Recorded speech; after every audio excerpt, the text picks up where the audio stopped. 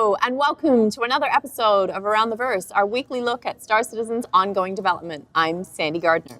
And I'm Forrest Steffen. Happy to be here with you, Sandy. It's good to have you here too, Forrest. Today, we take an in-depth look at the detail that goes into the surface outposts you'll be exploring in 3.0. From adding specific branding to adjusting the amount of wear and tear from the weather, creating these outposts is far more complex than you might think. But first, last week on Burn Down, we showed you some of the bugs and blockers currently affecting the 3.0 release. This included an issue where players would spawn the wrong way in Port Alisar and immediately fall through the station's geometry. Uh-oh. To see what issues have been found and fixed since then, let's take a look at this week's Burn Down. Welcome to Burn Down, our weekly show dedicated to reviewing progress on issues blocking the release of Star Citizen Alpha 3.0. In our week-ending report at robertspaceindustries.com/schedule-report last Friday, we were at 83 total issues, which were identified as 12 blockers, 43 criticals, 23 highs, 5 moderates, and no trivials, with 32 new must-fix issues created. So let's see how this week is progressing. The 3.0 release is the first time that we're going to offer players real persistence. It also means that we're finally really leveraging a lot of technology that we've been building towards for a long time. It means we have to be prepared to do a lot of interesting bug fixing that it's hard to track down. It's hard to identify where these are coming from. In order to get an idea of how things are up to in the 3.0 branch specifically, Austin, I sent an email to QA leads earlier today, but if you guys can do a 3.0 smoke test today, then we can have the results of that over the weekend. The thing that's been really getting to me this week, and the last couple of weeks really, has been getting the shopkeeper in order, the shopkeeper animations in particular. We have these shoots, these awesome shoots with a couple different actors that we're attempting to get in and behind the counter. And so right now, the counters are where the characters are doing all of this, and we have a bunch of different counters and a bunch of different characters doing different things at them. And so I'm going in and I put it in and I put in all the stuff onto one counter, and then they all use it a different way than that, like I expected. And then, right now we're having a place to deliver a box when you need to. And I got it all in and I got it working. I was so happy, and then I played it, and then I realized that the guy's leaning right where the box is going to be delivered. And so I walk up and just stuff it in his face. It's something that you think you have figured out, and then you see it in and you realize, oh, I didn't have this figured out. I really should have probably thought about this harder beforehand.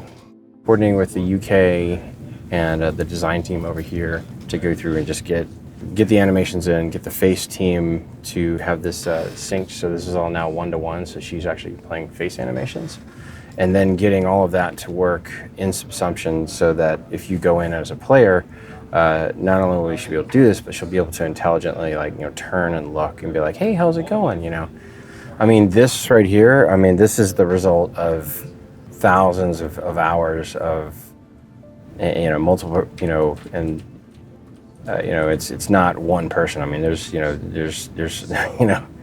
There's 70, 80, 100 people that were involved in trying to get this so that it all clicks. I think that right now we have to ensure that we wrap up by today, and I think that we need to keep the momentum on the European time zone so that we can turn around and go, we're totally done here. And then that way, when the US time zone they have the momentum to switch over. Worst case, by tomorrow morning, we have to be in a position where you walk in tomorrow morning and you're like, well, we should really try. Let's really try to aim end of UK day to day. Yes, that would be ideal. That would be the best case scenario. I'm working on usables. Those are objects that NPCs use in the game. So the frustrating thing about this is that quite a few of those things used to work before, but are now broken again. So in this video, for example, we have an NPC who grabs a cup, and for some reason it jitters in his hands, and then he puts it down and he pushes himself out of the booth with this cup. So after a lot of research, we found out that this is because the cup actually has collision and the table also has collision. And during this interaction, they are not supposed to collide with each other because they are both part of the same process, namely drinking in this case. But for some reason they do. So the NPC puts it down, pushes himself out of the booth, which then messes up everything that follows, including heavily clipping through the booth. To be precise, though, we haven't entirely figured out if it's really an animation issue, so the investigation still needs to happen. Mission Givers, there's a lot of challenges because we've got a very cinematic experience that we're trying to use with the same feather blending tech for everything else, and so we've got some challenges that the other wildlines and stuff doesn't really have to deal with. So Eckhart will finish lines in like different positions. So he'll lean forward to kind of talk to the player a little more discreetly, and he'll finish his line there. Whereas a lot of the other wild lines, they kind of can say their lines from any position. So whether they're wiping a counter or standing at a counter, just leaning on it or leaning up against a wall, they can all say hello, goodbye, whatever. But Eckhart's, you really want to feel that emotion that he's trying to convey, and so reusing the same tech has been challenging in that sense. And the other thing that we were able to do is look at getting a fix on the Eckhart issues that we'd been seeing, and that was a combination of design of the AI team on their sprints and making sure that he's still actually present. So he was missing from the build at that point, and that got fixed as well. So I've just pasted that one in, which is cool. So what I'm working on right now is item highlighting in shops. We've been updating the way you interact with shop items to have a smoother shopping experience, to use our existing interaction system instead of our AR data. And so if you take a look here, when you look at a weapon on the rack or a shirt or whatever, it'll highlight that weapon so you can buy it. But if you pay extra close attention, you'll see things like the magazine or sometimes the scope or other bits of the gun are not being highlighted. And that's because things that we have attached to these shop items will not get the highlighting, just the main item. So I'm going through and making it check all of the attached items so everything gets highlighted so you don't get weird situations like this. So how did the shopping and kiosk stuff, was that? It didn't go particularly well. I mean, we saw pretty much everything, because the thing about shopping the kiosks is they're all going to be the same across the board. So once you've seen all the site, you've seen everything. Mm-hmm. So we did get through everything. Unfortunately, most of the things don't work and the UI is not fully established. So the primary focus of it is just, where's the UI? Yeah. So is that very similar to what it was last time? So what we're currently having some problems with right now is doors across a bunch of different ships, particularly the Caterpillar, as well as the Constellation. You see the Constellation, the doors seem to be fleeing. They don't want to stay inside the Constellation at the moment. So we've been chasing down exactly why they're fleeing the nest and leaving everything within the Constellation in kind of in a rough state because of that. Some people don't understand exactly how complicated our doors are. They're not just a simple open and close, because they also do things like hold the environment in and the atmosphere for your ship, as well as represent certain areas of the physics grid. We're consolidating all of our door tech to all be variants of the same system. One of the things that I'm doing is that there has been some mismatch in at least reported, I haven't found it yet, but some mismatch in the actual assets being used, possibly as a result of that switch. So I'm going through and cleaning that stuff up now, making sure that everything uses the same naming conventions, everything uses the same effects or sounds as they're supposed to, or hooks those into the proper bones, because all of our doors that bring something in with a loadout will have the same expectations of what those attach points are going to be now. Yeah, we have had some interesting bugs, I guess. I think because when the project first started, a lot of this stuff was kind of more of a pipe dream, and we didn't necessarily have the tech to do it. Now we've got the tech to do it. You realise that it doesn't really matter if something's a centimetre off, or it doesn't really matter if something's not quite right. It is now really, really important. It's been really, really good, kind of therapeutic for us to kind of go back and go, actually, do you know what? We've looked at this and it's not quite right, but we know how we need to fix this now. And I think it's been a good chance for us to be much stricter with our processes, much stricter with our naming conventions and our metrics. In QA, we've been amongst the first wave of guinea pigs for the rollout of CopyBuild 3 internally. It's really benefited us in QA, and it'll benefit everyone else too. I've got on my screen CopyBuild 3, which is our internal patcher tool.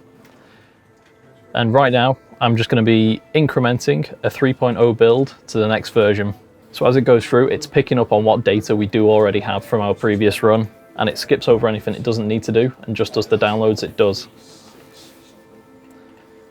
So previously on that last run, which went a little bit wrong, our loose files took a while, and already here we have an updated 3.0 build. The CopyBuild 3 application itself is really just the tip of the iceberg.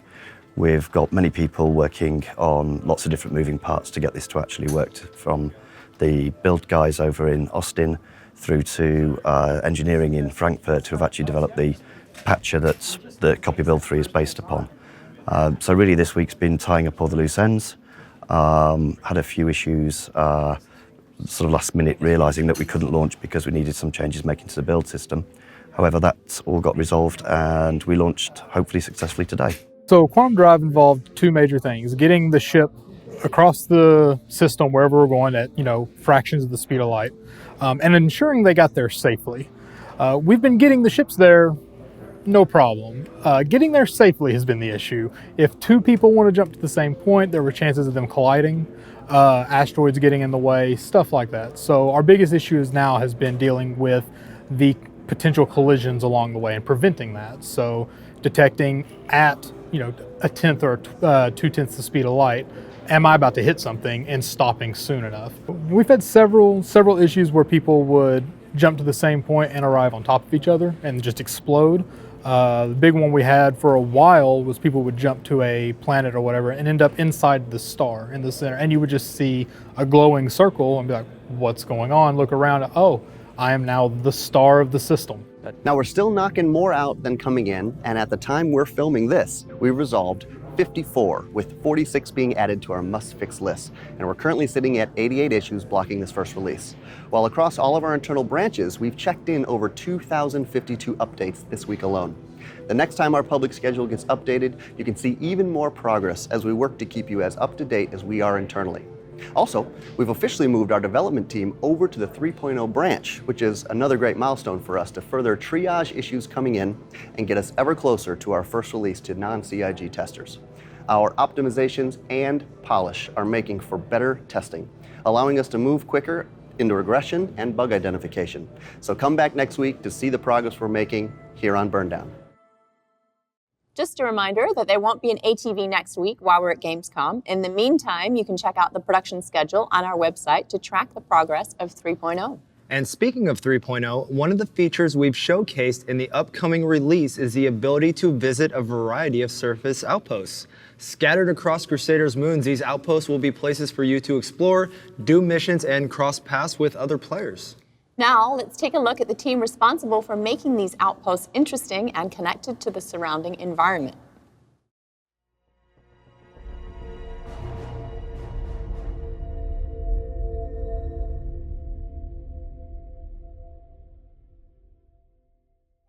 So the last update, we kind of showed you what the Outpost archetype is, the main shape language, how it's out on the surface.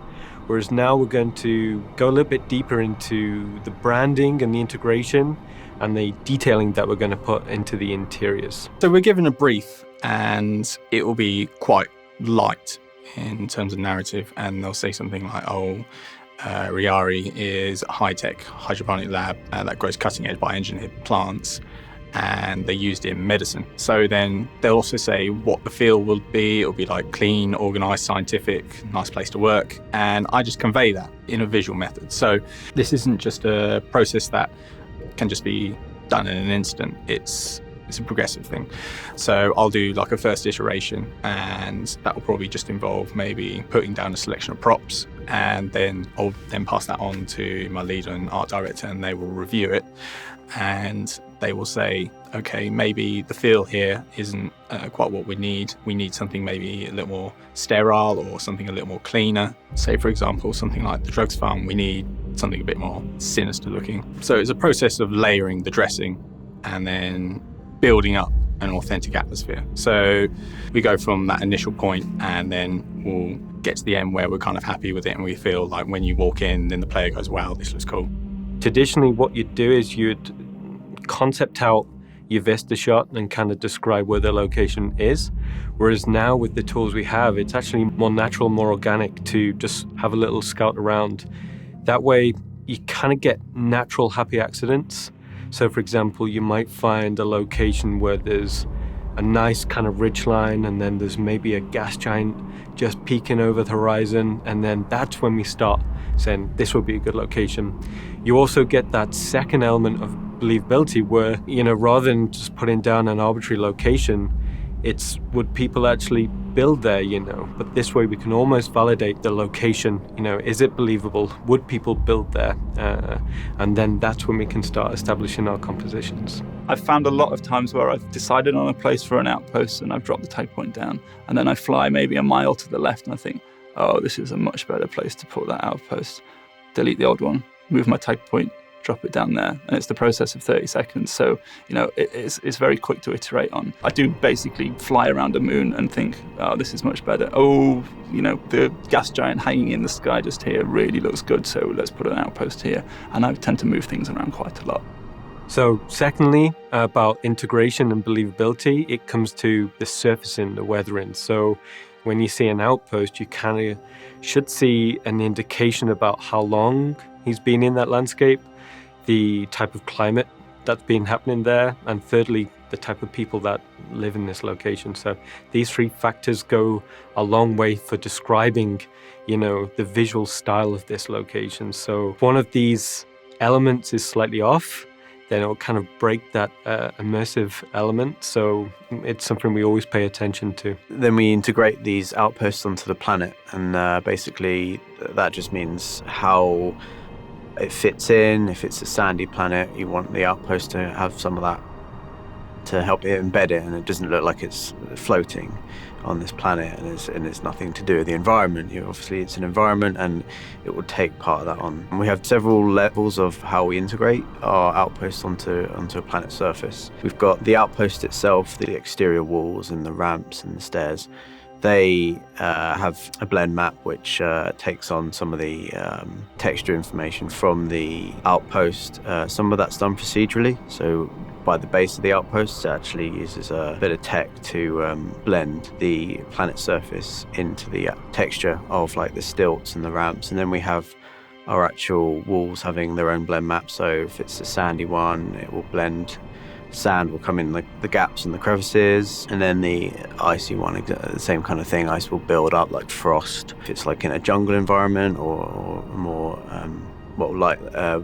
lifelike biome, then you might get moss or vines or something like that. So that's the sort of blending we do on there. And then we do the decals themselves. So that's like projected decals of similar things, but we can do a bit more localized kind of build up, so streaks of coming down the outpost and build up on the roof of the outpost. So if there's been a sandstorm, then it's blown over the top, and we can show that. We can actually control the amount of build up itself. So using the blend maps, we can see how new this outpost is. Is it sort of quite recent? It might only have patches of dirt around, or has this outpost been on there for many, many years, and it's sort of, maybe it's abandoned and it's got stuff coming inside as well, and it's covered, like you imagine like an Arctic base has been there for many years. It would be covered in just frost and ice, and you only get those hints of what the underlying wall might be. So on the interiors, we've been defining what these spaces actually are. So rather than just having these generic volumes, we've been defining what the archetypes are. So, if you're going into an engineering space or a medical or habitation, things like that. Secondly, it's about the brand, the who owns this place. So we usually get a good brief from the lore team, and that's our starting point. There are different corporations that we have for the outposts. So, for example, we have Reari Corporation and Ashubin Interstellar Corporation. There are slight differences between these two. So the Reari Corporation is probably a better place to work. It's more pleasurable for the employees, and they focus more on sort of agriculture. The Shubin, on the other hand, is maybe slightly more oppressive. It's not as probably as pleasant a place to work. In order to do the branding of the outposts, we first get the information from the writers, the lore and the narrative. So what these outposts are, what company owns them, if they're a company or if they're independent, and what's the sort of general theme and narrative of that company and how it looks and how it's dressed and things like that. So for example, if it's Shubin, it would be very corporate. It's a really big corporation. It's kind of sterile. They don't necessarily treat their workers badly, but they're sort of like just their workers, and there's not a lot of character there. Something like Riari's still corporate, but it's a little bit more considered like a nicer place to work. So you should see that in the way it's dressed and even the layout and things like that. And then you've got like the more run-down corporations like ArcCorp that feel more dirty. They really don't treat their workers very well.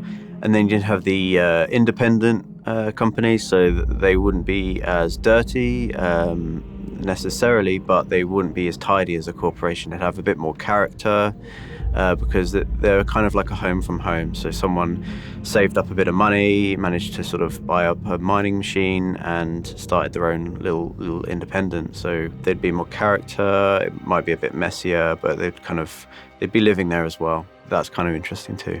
That lore and stuff which should be shown in the dressing, so you should be able to see what kind of company it is just by that. But then we've obviously got the actual branding, like the logos and the color scheme. So we go about that by instead of doing all this stuff bespokely with materials, we feed in our colors, like our primary, secondary, tertiary colors and any kind of logo colors and graphical stuff as well into DataForge, which is just a library of data really, and then that feeds back into the materials. So we don't manually make like lots of different materials with different colors. We just put in our RGB values, and then those colors get fed in. So whoever owns, say, this mining station, if it's Shubin, then it will tie into that color scheme and take that. So it's a nicer way than having to manually do everything. And then we've got the logos themselves. So we have like an atlas of logos and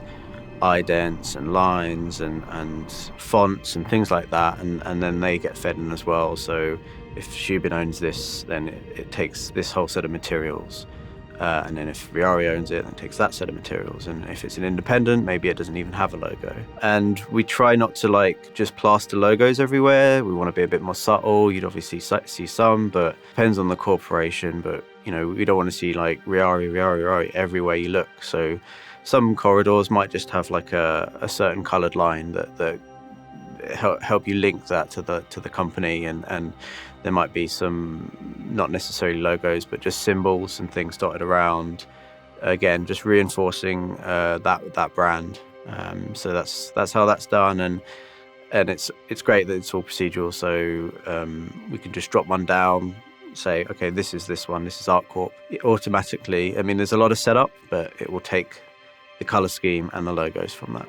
It becomes an incredibly complex job when you have to consider so much about the way the surface of the planet works. And these environments aren't just a static level that is going to look the same every time you go back to it. They'll be in a constantly evolving kind of spinning planet that eventually is going to be orbiting the sun in a way that makes sense. It's a lot to sort of think about. So you have to consider things like vistas and lighting are going to change. And you can't, as an environment artist, you can't pick a perfect place to put an outpost and know that it's going to always look like that.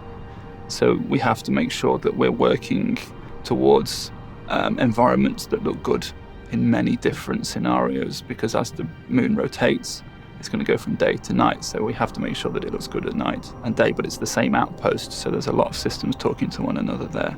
And it's a complex task. If we think about the eventual purpose of making this entire process at least semi-automated, we can't maintain individual outposts. So we could make an outpost by hand and export it to a level. That's an easy job. But if you think about having to make 1,000 outposts by hand and exporting each one of those to the level, that's 1,000 outposts we have to maintain. If we go back down the chain all the way to that initial geometry prefab, if there's something breaks in an outpost over here, then all we have to fix is one prefab over here. Whereas if something broke in an outpost that was custom, we wouldn't be able to fix it across all the other outposts at the same time. It would only ever be fixed in that custom outpost. So in a procedural system, you're only ever dealing with pieces, but you fix one of those pieces, you fixed all the pieces in every instance of that outpost that is around. So it may be complex now in terms of initial setup, but once the pipeline tools come in, it should be a lot easier to maintain than if we were making 1,000 custom outposts. So that's the reason, really. It's initial complexity and initial sort of beating your head against the wall of trying to figure out the system. But once that system is in place and once the tools are in place, the end result is quick and easy to get, and it also is a lot easier to maintain. So in terms of how I use the editor, I'll be given like a set of brushes, probably from props guys, and I'll also get requests for other props, because when I construct the scenes, it'll probably go off my art director and he'll say, look, we need something more on the ceiling. And so lately I've been making a lot of ceiling pieces. And these could be, for example, in the labs, they needed something more technical looking. So what I've done, I've created more ceiling vents, positions for lights particularly. So I work quite heavily with our lighting artist, and he'll say, I need, some sort of like degree angles in order to put more lights onto it to illuminate areas of the room, which if it was just a flat ceiling would be quite difficult to do. So giving him these options, he can do his job more effectively.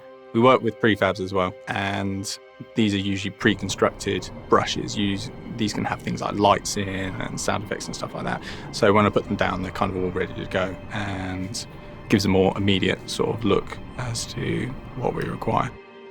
So because we've got all these systems talking to one another, we have a lot of complexity in the way these things are built. And just as an example, the outposts at the moment, in a traditional game, you would probably put all your geometry together, light it in an editor, and export that level, and it will go into the game. Quite a two-step process. For the outposts, we start with a geometry. We put those into a geometry prefab. A collection of geometry prefabs goes into a building piece prefab. Those building pieces then go into a final building, e.g. an outpost. Those outposts go into an object container that gets put into an outpost cluster preset. That preset gets spawned on the moon. The moon with its presets gets put into another object container. That object container goes into the solar system, and the solar system gets exported to the game. So there's a multi-linked chain of stuff that we have to maintain and manage. And all this is reliant on naming conventions and file structures. So we're working really hard at the moment. Basically, the tech artist who wrote it, Alex, who you've already talked to, tried it himself. And this is the system he wrote. He couldn't manage it. It was too complicated.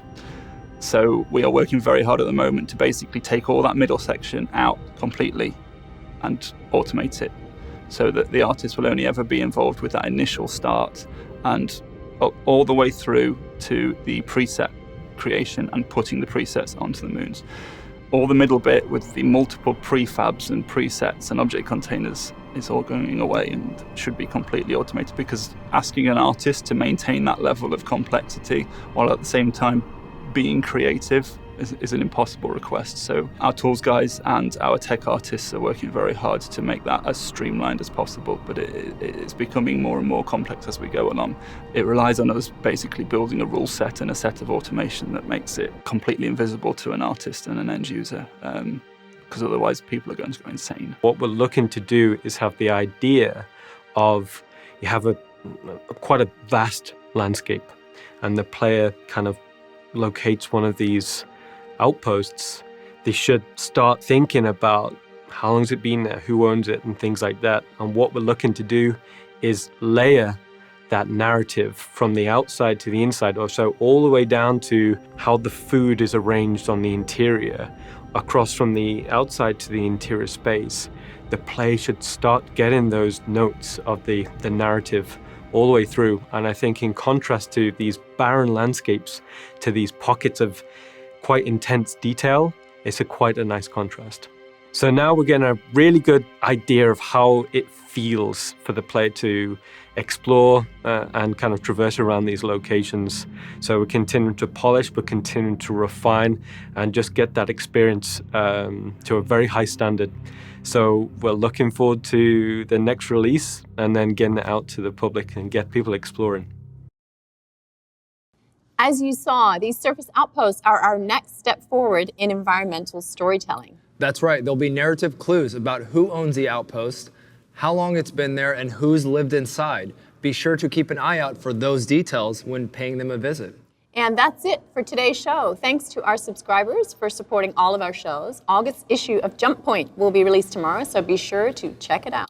And finally, a big thank you to all of our backers. Your continued support of this project is what makes it all possible. Be sure to tune in to Twitch on Friday the 25th at 7 UTC to catch our Gamescom presentation. And until then, we will see you around the verse.